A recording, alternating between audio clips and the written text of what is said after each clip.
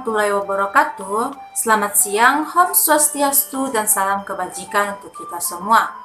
Kali ini, video ini dibuat untuk menyelesaikan salah satu tugas kelompok dari mata pelajaran yaitu Biologi Dasar dengan dosen pengampun yaitu Ibu Iin Dewi Astari Putri, SKM MKes.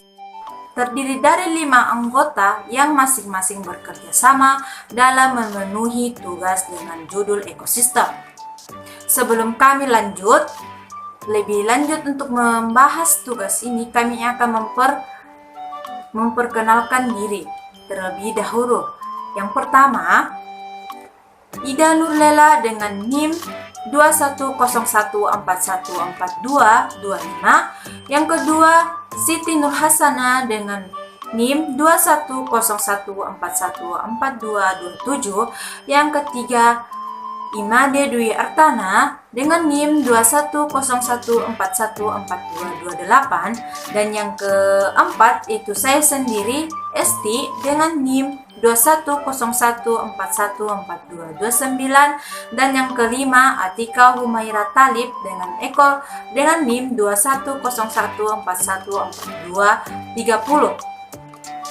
Baiklah, kami dari kelompok 2 akan mempresentasikan materi dengan judul ekosistem yang dimana akan dijelaskan dari pemateri pertama. Pengertian ekosistem. Ekosistem adalah suatu proses yang terbentuk karena adanya hubungan timbal balik antara makhluk hidup dengan lingkungannya. Jadi, kita tahu bahwa ada komponen biotik atau hidup dan juga komponen abiotik atau tidak hidup yang terlibat dalam suatu ekosistem ini.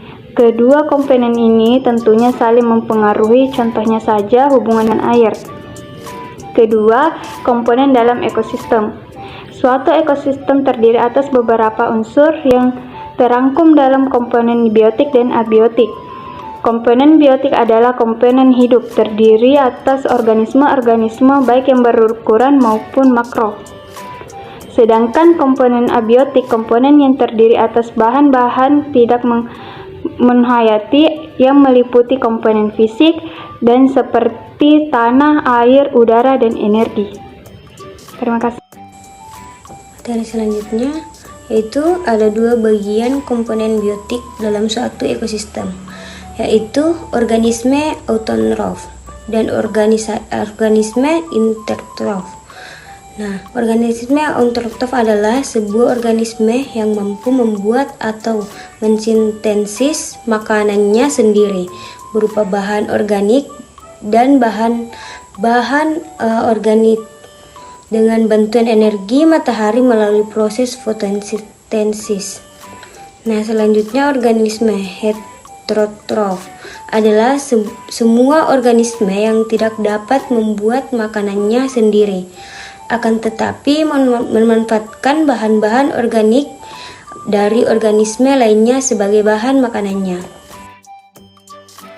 Selanjutnya, ekosistem berdasarkan cara terbentuknya. Ada 3. Yang pertama, ekosistem alami, yang dimana ekosistem ini adalah yang tercipta dengan sendirinya tanpa adanya campur tangan dari manusia. Oleh karena itu, kami menyebutnya dengan ekosistem alami. Ekosistem alami ini memiliki contoh seperti hutan dan sungai. Baik, yang kedua adalah ekosistem buatan. Ekosistem ini dibuat dengan adanya campur tangan manusia untuk memenuhi kebutuhan manusia. Contohnya adalah seperti sawah. Yang ketiga adalah ekosistem suksesi. Ekosistem suksesi merupakan ekosistem hasil suksesi lingkungan yang didahului oleh kerusakan. Misalnya ekosistem baru yang terbentuk setelah terjadinya tsunami, kebakaran hutan, atau penggundulan. Ekosistem berdasarkan garis besarnya. Secara garis besar, ekosistem dibedakan menjadi ekosistem darat dan ekosistem perairan. Yang pertama yaitu ekosistem darat. Ekosistem darat ialah ekosistem yang lingkungan fisiknya berupa daratan. Berdasarkan letak geografisnya atau garis lintangnya, ekosistem darat dibedakan menjadi beberapa bioma. Di antaranya, yang pertama yaitu bioma gurun, yang kedua bioma padang rumput, yang ketiga bioma hutan basah. Kemudian yang kedua yaitu ekosistem air. Kedalaman dan arus air pada ekosistem akuatik memberikan peran penting dalam keberagaman ekosistem akuatik. Organisme akuatik yang hidup di perairan deras tentu akan berbeda dengan di perairan air tenang. Ekosistem air dapat dibedakan menjadi 3, yaitu yang pertama danau, yang kedua lahan basah, yang ketiga sungai.